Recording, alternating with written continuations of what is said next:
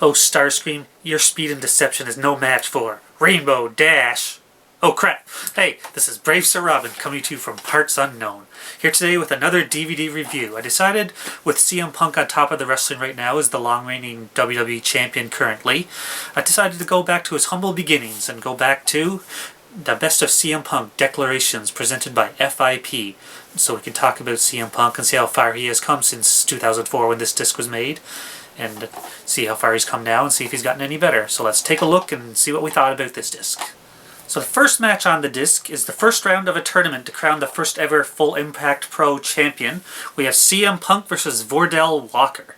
Even in 2004 when this takes place, I said this disc came out in 2004, I was wrong, it came out in 2006, but the match says happened in 2004.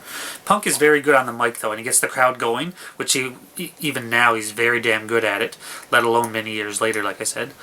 And Vordell Walker, he seems decent enough, but he still seems pretty out of his league against CM Punk, and at no point am I really thinking that Punk is in any jeopardy of losing to him. On commentary, they do try to talk about how great Vordell Walker is doing, and against Punk, and he may pull off the upset, but I never really see it. The match wasn't bad at all, of course, and Punk does win as the result of outside interference when Joshua Masters causes a distraction and Vordell tries to suplex Punk back into the ring, but Masters grabs his feet and Punk falls on top of him to get the pin, you know, Rick Rude, Bobby Heenan style. That's who I always associate that spot with. I guess they really wanted to build up Vordell Walker as a big deal, but I really can't remember him accomplishing much in FIP. So next we get some highlights of a match between Homicide and AJ Styles. Not a full match though, just the ending, which shows a ref bump where the referee gets knocked down, which leads to CM Punk running in with a chair and attacking AJ Styles with it. And as he's about to attack Homicide, AJ grabs the chair from him and Punk bails from the ring, and the referee wakes up and sees AJ with the chair and DQs him. Just shown for storyline advancement, obviously, and we get some more storyline as they do show a little match. It's a quick little match. Punk's not even in it though, but he is on the outside. From the second round of the tournament with Joshua Masters versus Homicide. I can't be sure, I can't find any record of this being him, but I'm pretty sure Joshua Masters is now known as Sin Bodhi or Kizarny from a brief WWE run. I'm really not positive, I can't find any proof to say that it was him. They do announce him from Canada, and I know that is where Sin Bodhi is from, and it does look like him, but I can't really find anything to confirm that it was or wasn't. I guess that would be up to you fans in the comments section if you know for sure. It would be great to let me know. I'd appreciate that, and even on my Twitter or wherever else you want to. Masters gets in some early offense by sneak attacking Homicide, but Homicide quickly recovers and wins with a lariat, no big surprise. Not much to talk about the match, it was maybe a couple minutes long. You know what, I've never really been a fan of Homicide doing the lariat. I mean, Homicide's a good wrestler, I do like him as a wrestler. Just, I think for the lariat to be an effective move, it needs to be somebody like the size of Stan Hansen or JBL, or even when Hulk Hogan used to do it. Homicide, it just seems ineffective just for a small cruiserweight type guy to be doing it. No doubt Homicide's a tough guy, but it just seems like the wrong move for him, and there's probably better stuff he could have used to put opponents away, but that's just my opinion. Controversial if you want to call it, but that's what I think. So now there's another match from the second round of the tournament. It's CM Punk versus Justin Credible. They try to hype up Justin Credible as a former world champion, but talk about really stretching that. To be honest, I really don't think these two meshed well together, and there was a lot of stalling and rest holds that I really didn't get into this match much. Punk fakes a knee injury, and when the ref is tending to him, he does the thing where he sneak attacks Justin Credible's knee himself and punishes it throughout the match, which leads to the end where Credible is unable to do his tombstone piledriver to Punk because of the bad knee, and Punk rolls him up and then holds onto the ropes for the pins. The guys, they had no real chemistry, and this felt like this match never really got going, which is a real shame. And now from the third round of the tournament, we have CM Punk versus Rain Man. I expect a guy with a name like Rain Man to have like a Dustin Hoffman gimmick, but no, it's actually the younger Corey Chavis of the Dark City Fight Club, you know, the current NWA Tag Team Champions. Oddly, the words Dark City are written on the jersey that he's wearing. I really have no idea what that is a reference to, I guess to whatever city he's from. Not much to really talk about the match. It's pretty clear they're building now up CM Punk versus Homicide now, so it's pretty much a foregone conclusion that Punk will be winning the match, which of course he does with a low blow and then his feet on the ropes. So So now time for the tournament finals with CM Punk versus Homicide. Big surprise. They do something strange here. It turns out Homicide had actually gotten a bye to make it to the finals, so he never had to wrestle as many matches as Punk did. I find this strange because usually it's the heel wrestler who gets the byes and will end up with the advantage, so that way the face can overcome when he does win, or if he loses, you can say he was cheated and get future matches out of it. So Punk and Masters attack Homicide before the match really starts, but then he's saved by Rain Man. That was just the opening promo there. Then when the match actually gets ready to start, Homicide is attacked once again by Masters, but fights him off, and him and Punk have a wild brawl throughout the arena before the bell even rings. Homicide has always been a good brawler, and while we don't see much of it from Punk anymore, he is a decent brawler as well. They fight to the outside of the arena in the middle of a windstorm and in the bathroom where Homicide holds Punk's head into a urinal and flushes it, and then finally they make their way back to the ring where the match officially starts and the bell rings. Actual match time is actually pretty short, but Homicide fights off even more interference from Masters and then wins the match after a lariat and become the first ever FIP champion. And we also get a quick segment after that where CM Punk introduces the newest member of the New Dawn, because Joshua Masters is now nowhere to be seen. He introduces Azrael, and some of the highlights of Azrael versus Rain Man, which is his debut, which Azrael wins when they repeat the suplex spot where Rain Man is about to suplex Azrael into the ring and Punk grabs his feet. And then they do the same thing like they did earlier when Punk defeated Vordell Walker. Now here's CM Punk versus Dan Maff, representing the Prophecy from ROH.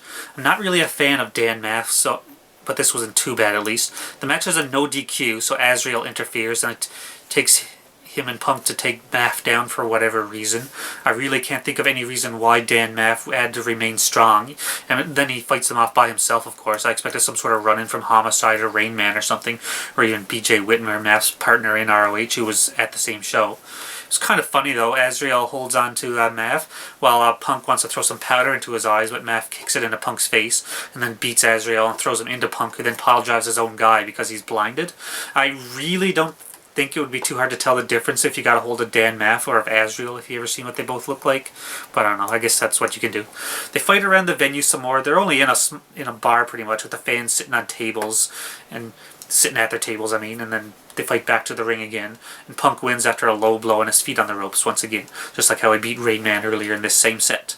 The match was no DQ, so it wasn't technically cheating, so really Maff just got outsmarted.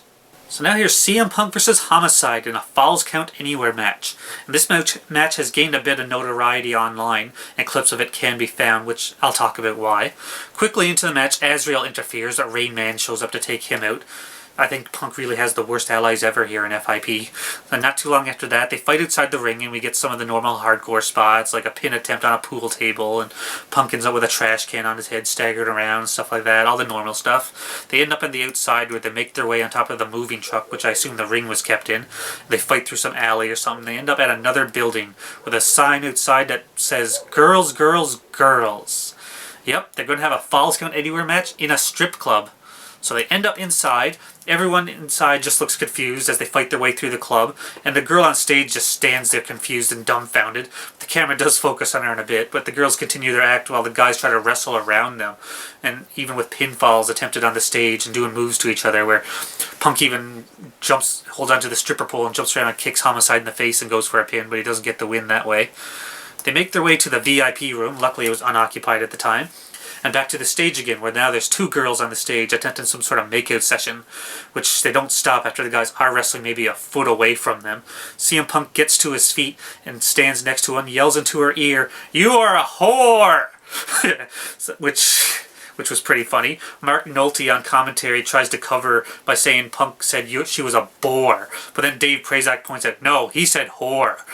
There's a funny story here that Punk talks about on his shoot interview that he did with Samoa Joe in Ring of Honor, where he says after the match the girls were really upset by him doing that. He actually was made to go apologize to them, but when he went and apologized to the girl, she got kind of lippy or something like that. They ended up calling her a whore a second time off camera, which was a pretty funny story when you think about it. Apparently the girls kept going on with their act because they actually didn't know this was going to happen. The owners of the club never filled them in that the wrestlers would have come in and start fighting around them, so they just didn't know what to do.